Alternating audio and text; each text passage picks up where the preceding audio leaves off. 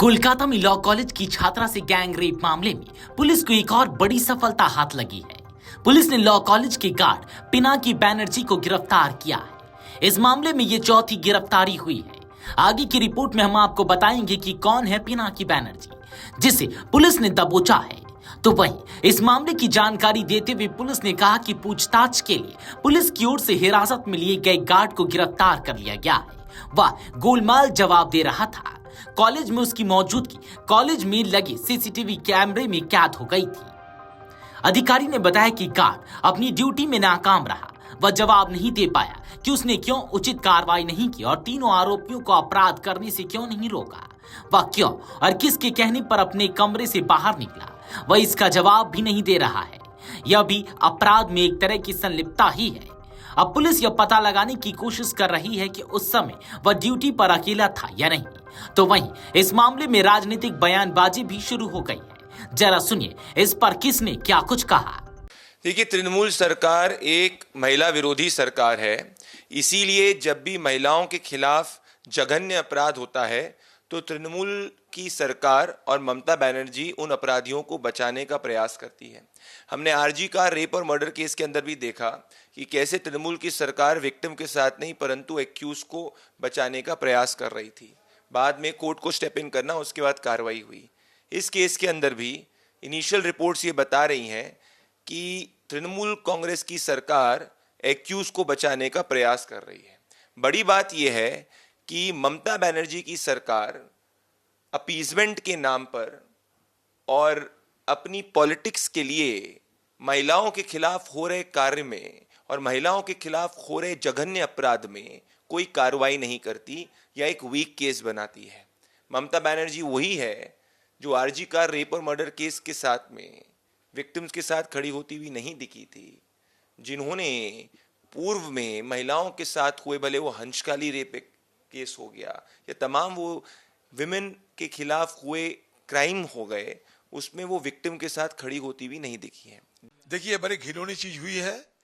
बंगाल में हालत यही है कि बंगाल में बड़ी बड़ी बात कही जाती है। सबसे बड़ी दुखद की बात यह है, निंदा की बात यह है, जब बंगाल के मुख्यमंत्री खुद एक महिला होते हैं तो एक कलकत्ता में आरजी कर जैसे घिनौनी घटना घटती है, जहां हमारे घर की बच्ची को बलात्कार के बाद हत्या और हत्या पर कोई विचार नहीं होते हैं। और यह सिलसिला जारी है, एक के बाद एक, मतलब लगातार ये बलात्कार, जबरदस्ती और अत्याचार महिला पे जारी है।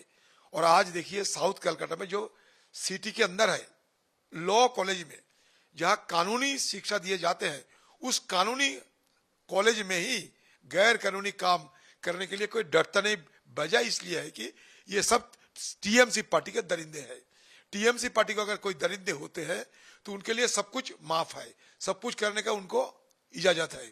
और इसलिए आज कलकत्ता में ये चीज हमको देखने को मिलता है, जब बंगाल के मुख्यमंत्री और उनके पार्टी कहते हैं कि ये बंगाल में हमें दोबारा सत्ता पे शामिल किया जाए, क्योंकि हम बंगाल के महिला, बंगाल के माँ है, बंगाल के बहन है, ये बहन को अब दोबारा सत्ता में लाओ।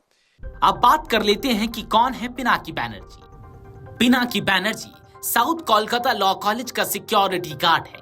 उसकी उम्र करीब 55 साल है।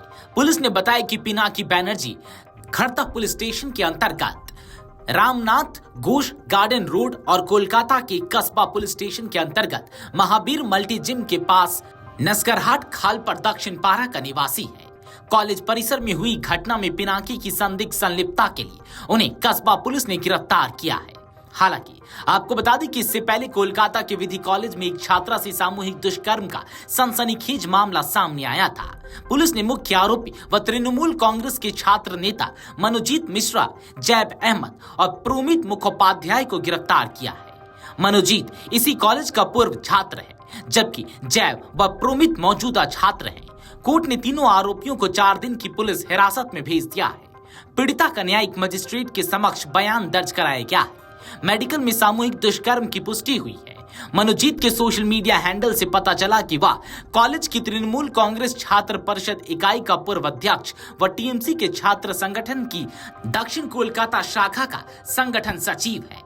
छात्रा ने शिकायत में बताया कि उसने मनोजीत से शादी का प्रस्ताव ठुकरा दिया तो उसने साथियों के साथ मिलकर उसे पीटा, घसीटकर गार्ड रूम में ले गए। मनोजीत ने उसके साथ दुष्कर्म किया। दोनों आरोपी बाहर पहरा दे रहे थे।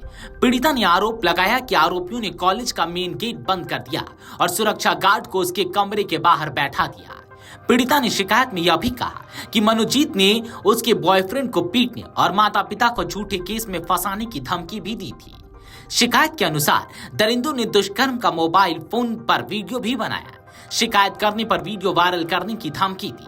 पुलिस ने आरोपियों के मोबाइल फोन जब्त कर फॉरेंसिक जांच के लिए भेजे हैं। Video desk amarujala.com। अगर आप ये वीडियो YouTube पर देख रहे हैं तो हमारे चैनल को सब्सक्राइब कर बेल आइकन दबाएं और Facebook पर देख रहे हैं तो हमारे पेज को लाइक करें।